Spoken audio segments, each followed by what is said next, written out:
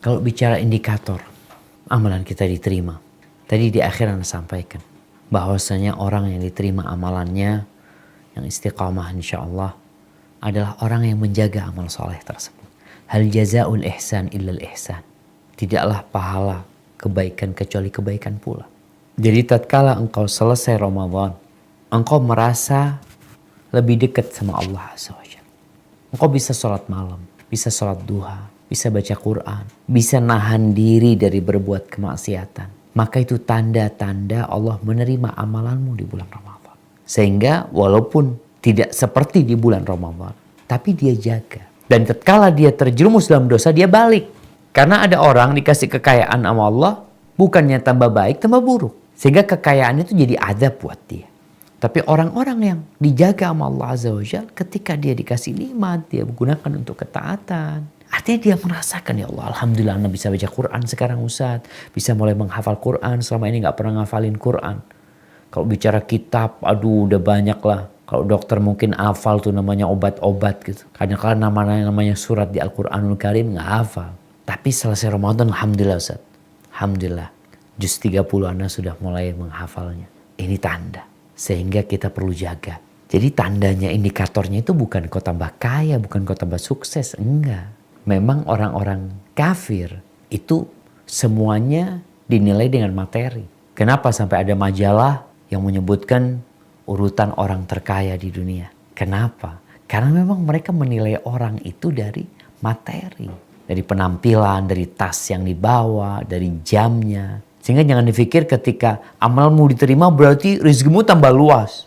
Engkau tambah kaya. Enggak. Innallaha yu'tid dunya man yuhibbu wa man la yuhibbu. Allah tuh berbagi dunia kepada orang yang Allah cintai. Dan kepada orang yang Allah tidak cintai. Artinya dunia ini Allah bagi kepada semua.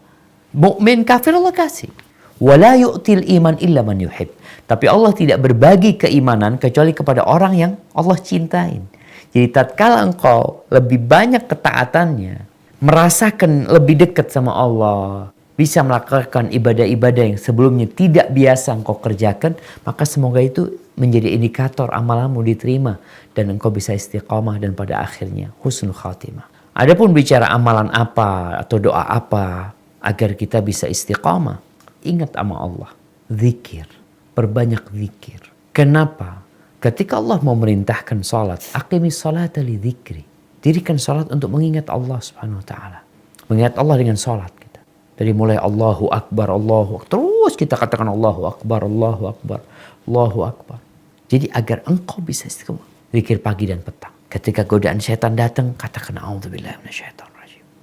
Langsung melindungi Allah, bantulah hamba ya Allah, bantulah. Bukan malah mengikuti nafsunya, bukan. Berdoa. Jadi semua amalan yang bisa kerjakan di bulan Ramadan tolong tetap dijaga walaupun secara kuantitas mungkin menurun. Tapi kalau bisa kualitas tetap baik. Kalau kita ingin istiqamah kemudian mati husnul khatimah, engkau harus jujur sama Allah. Antara kita sama Allah. Kita perlu kejujuran. Engkau benar beriman gak sama Allah? Engkau benar berharap surga gak sama Allah? Semua dimulai dari hati. Ini yang akan menjaga. Amalan, iya termasuk dari keimanan. Tapi tatkala seorang itu banyak beramal yang dilihat oleh orang. Dia punya perbuatan-perbuatan amal soleh yang nampak dengan mata manusia. Yang memungkinkan dia melakukan itu karena pengawasan dari manusia. Maka sekarang dia harus fokus memperbaiki hatinya. Sehingga kita tahu fadilah sedekah yang disembunyikan dengan sedekah yang terang-terang berbeda. Maka agar engkau bisa istiqomah, engkau perlu memperbanyak amalan yang tersembunyi. Mulai dipikirkan. Kita lihat kenapa dianjurkan sholat sunnah itu di rumah. Sampai-sampai Nabi SAW mengatakan khairu sholatir rajuli fi baiti. Sebaik-baiknya sholat seorang laki-laki itu di mana? Di rumahnya.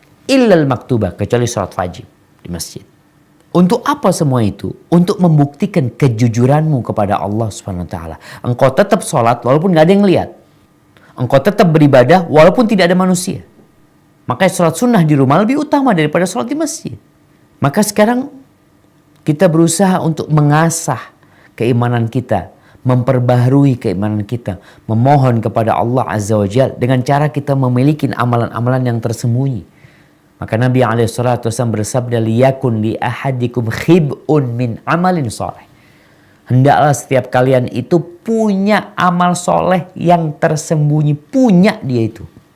Kita perlu memiliki yang gak ada yang tahu. Zikir. Maka di sini kita perlu membentuk kejujuran kita sama Allah dengan cara memiliki amalan-amalan yang tersembunyi. Membantu orang, nyekolahkan orang. Kalau bicara yang berkaitan dengan harta. Kemudian di antara yang membuat kita husnul khatimah juga insya Allah adalah berbaik sangka sama Allah SWT. Karena ada orang yang kelihatannya nampaknya soleh. Sampai cerita Nabi SAW. Di masa Nabi SAW dalam satu peperangan ada satu orang itu yang Masya Allah. Secara semangat, kesungguhan dia berperang ya. Sampai ada ungkapan dari beberapa sahabat. Ma'adza al-yawm mithl ma'adza fulan. Nggak ada hari ini yang berjuang seperti fulan. Hari ini harinya fulan gitu sudah nih. Nabi SAW melihat kepada orang itu. Ammahu, oh orang itu. Dia termasuk penghuni neraka. Dia berjuang. Peperangan yang memang sesuai dengan sunnah Nabi SAW. Tapi ternyata ada masalah sama dia. Diikutin sama sahabat ini. Karena kalau orang kayak gini semangatnya masuk neraka, gimana kayak kita-kita ini? Ternyata tuh orang selesai peperangan, di akhir peperangan itu dia terluka. Dan dia gak tahan. Kemudian dia letakkan ujung pedangnya itu. Dia berdirikan pedangnya. Kemudian dia letakkan di dadanya. Kemudian dia robohkan dirinya. Dia bunuh diri. Tadi kita telah sampaikan hadis Nabi SAW. Innamal a'malu bil khawatim. Amalan itu ikut penutupnya.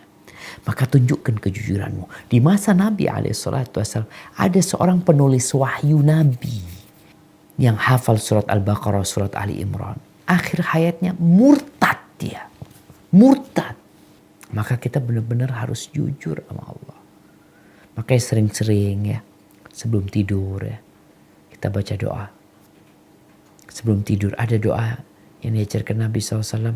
Allahumma qini azabak yawma tab'athu ibadak. Baca 3 kali. Allahumma qini azabak yawma tab'athu ibadak. Ya Allah, selamatkan aku dari azabmu pada hari engkau membangkitkan hamba-hamba. Maka semoga dengan cara seperti itu Allah berikan taufiknya kepada kita. Dan kita meninggal husnul khatimah. Terus belajar. Terus menuntut ilmu. Hadza wallahu a'lam bissawab.